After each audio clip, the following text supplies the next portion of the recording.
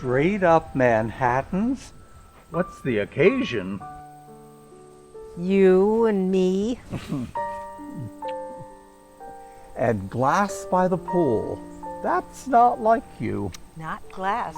Plastic stemware. Could have fooled me. 3 cherries? That's because you're special.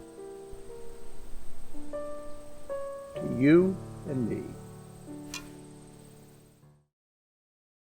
I loved this piece. I loved the juxtaposition of tones. I thought it was a masterclass in the tender and the sweet, balanced by that sinister nature brimming underneath. And I think they balanced those two waving over each other throughout.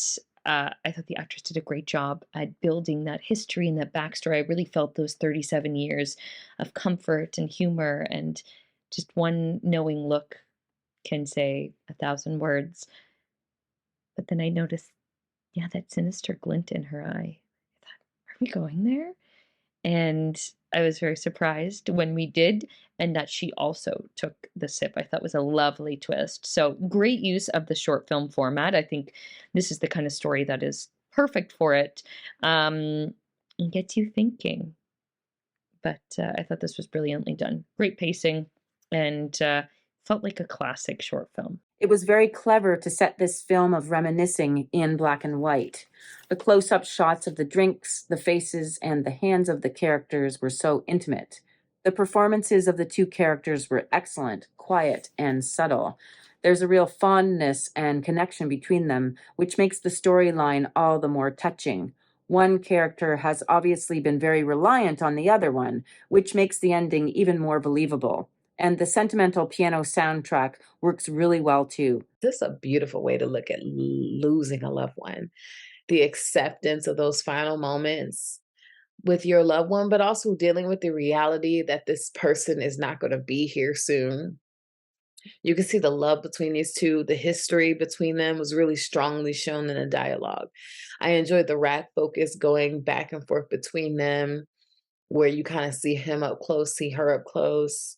And I did not see the ending coming at all. Like, I just expected it to either end in this cute little, moment of hand holding, and we go off knowing that at some point Rose is going to pass and George is going to be okay with it. Or I expected, Rose to pass and George to come to the acceptance of it and, be okay because they had that last moment. And I think either of those endings would have been like valid and expected.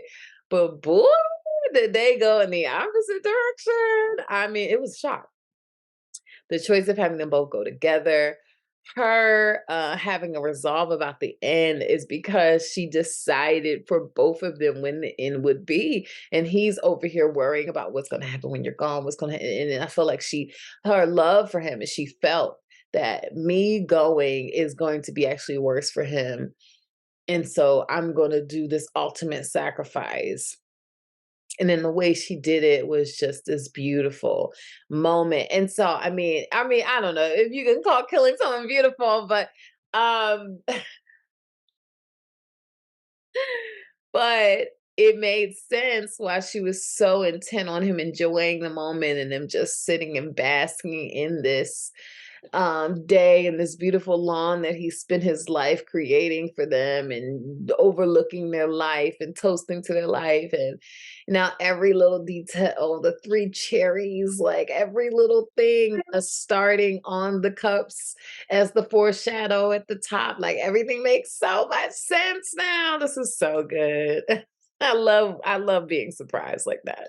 Well, I thought this was well written. I like the good, simple setting of the couple sitting outdoors together. I thought that the story suggests that they want us to know that this couple's had a good life together, and that the husband and the wife both agree that he's been very reliant on her, and they both feel that he will be lost without her when she goes. But we come to realize that she makes a decision for him. And is it really about love, or is it about controlling the situation of their relationship? Because that's what she's used to. If she loved her husband truly, why not want him to live and learn to go on and maybe enjoy many more years instead of taking him with her? Anyways, it left me with a lot to think about. It manages to give you all the clues for what you need to know without outright telling you, but then it changes the direction to steer you away from that assumption. That's all to say that the film ends with both of them dying, but you see the clues of it from the beginning, where the wife makes them drinks, and you can tell from when he drinks, she's watching to make sure he drinks first. So when I saw that, my first thought was, "Oh, did she poison him?" But then the story goes on to talk about how she's dying and he doesn't want her to go, which from there that makes you forget about that initial thing, and now you're like, "Oh, it's a movie about accepting loss and moving on after being with someone for so long." You have all of those elements, but then by the end of it, you find out if you did make that prediction, yes, you are correct. He was poisoned, and then she drinks his drink, and they both end up dying.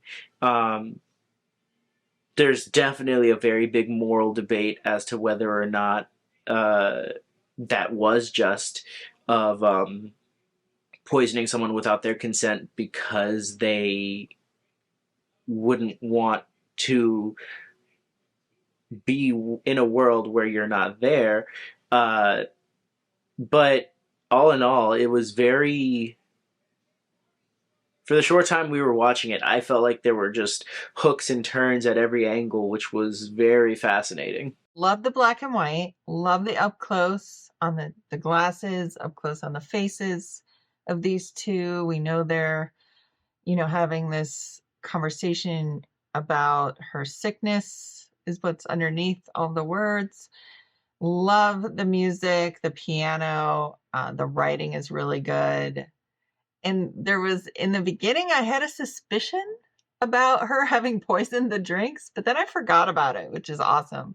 So it was kind of cool to put a little suspicion in my mind or in the audience's mind, and then kind of the writing was so good. You just, in the performances as well, you kind of forget about it and you're in the present moment, which is what she was trying to tell him. Just be in the moment, be present, enjoy our last moments. Nice slow motion at the end with the hand falling. Just really nice performances. This is so creative, unique, cool way to shoot this, with the close-ups and just like this, you think it's about one thing, and then even though you had a little suspicion in the beginning, you're not really sure why you're suspecting that she would do that. And then after everything unfolds and it happens, it's just a really cool, satisfying moment. I think that this is such a sweet love story that tells a lot of themes, or tackles a lot of themes rather, life and death, love and loss, and these sort of characters do well to sort of display that in the short, which is difficult to do in that sort of time. And I think the way that in which the dialogue was written really helps with this element. It also gives us enough information to sort of understand what is going on, along with things like wardrobe and facial expressions. But overall, very well done.